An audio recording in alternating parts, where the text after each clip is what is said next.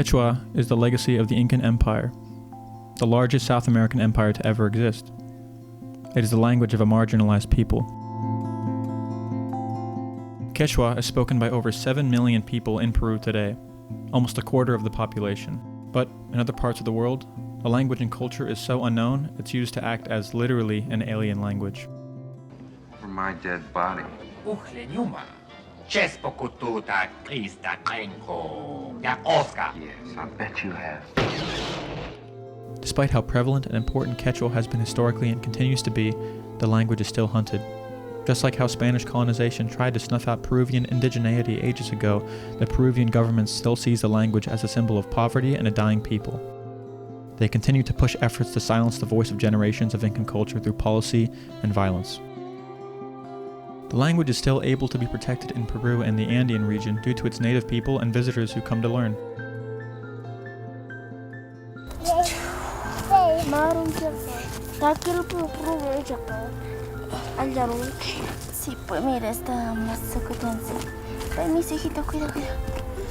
While Quechua lives on in South America, the language and its people's culture have a bigger struggle holding on in North America. It's only because of a select few passionate people who choose to take on the burden of nourishing this endangered language that Quechua is able to endure in the United States.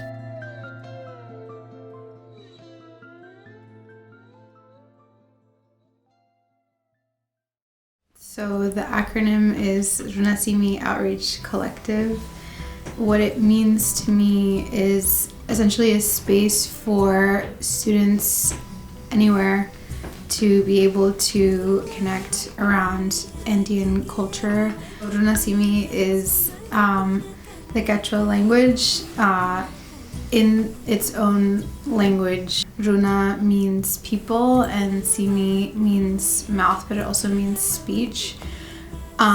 So when you put that together, it's like the people's speech or the people's language. You will see, instances where people they refer to themselves and they prefer this as a sense of identity of saying I am a Runa rather than saying I am an indigenous person.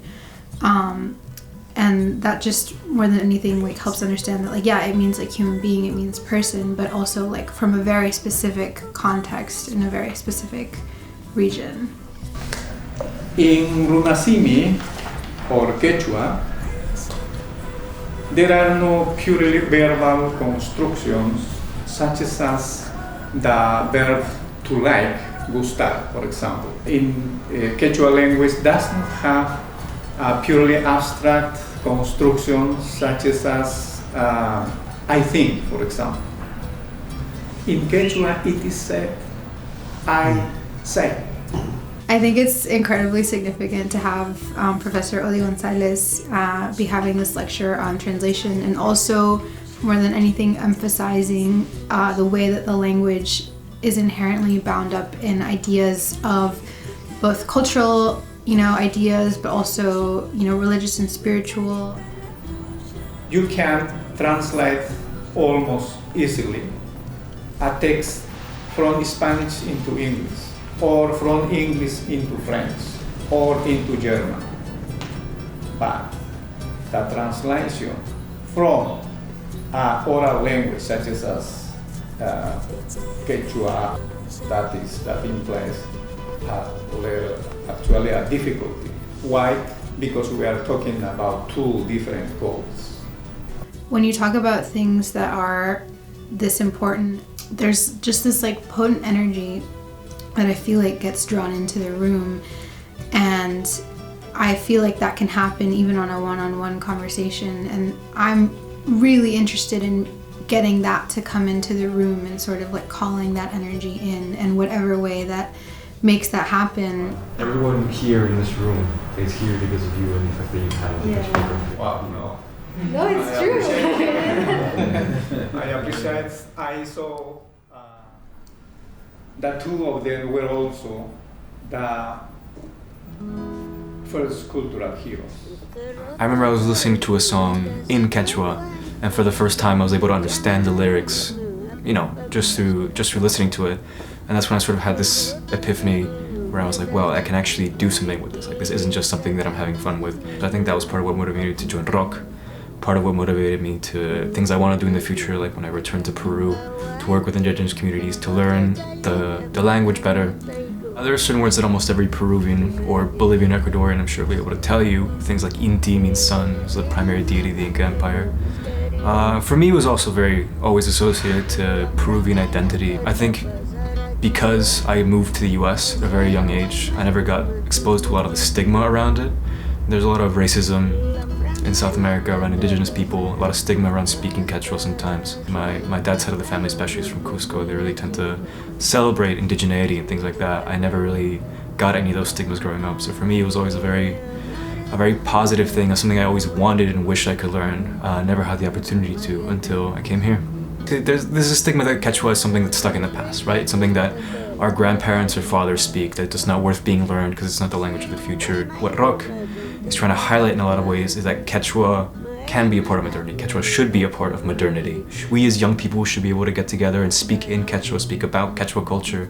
Also open up opportunities for people to learn Quechua, because there really is a lot of enthusiasm among young people to learn Quechua and other indigenous languages. There just isn't materials or things like that available. That one's an indigenous man from Peru. It's a style of art called pop achorado that's from the 60s and 70s from Peru.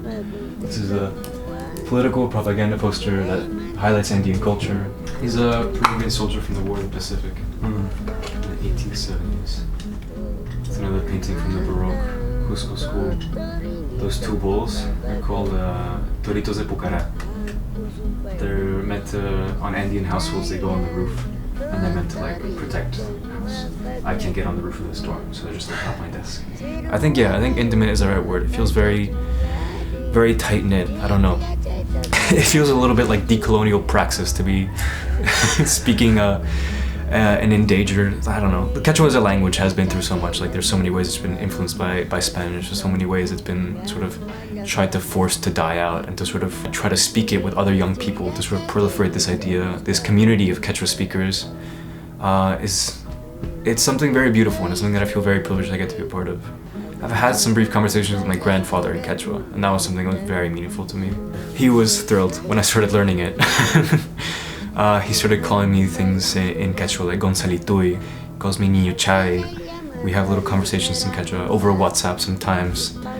And yeah, it's very nice. I think it's something that's unexpected, because it's hard to learn. Even in Peru, I know a lot of my cousins that say they would like to learn it, but they don't really know how. Can you see yourself teaching it in the future, in a future class? I think I would like to. To be qualified enough to teach Quechua would be a dream come true. After graduation, I'm planning to move back, hopefully. So that would definitely be. I don't know about permanently, but definitely for a good amount of time. Definitely till I get good at Quechua. Yeah.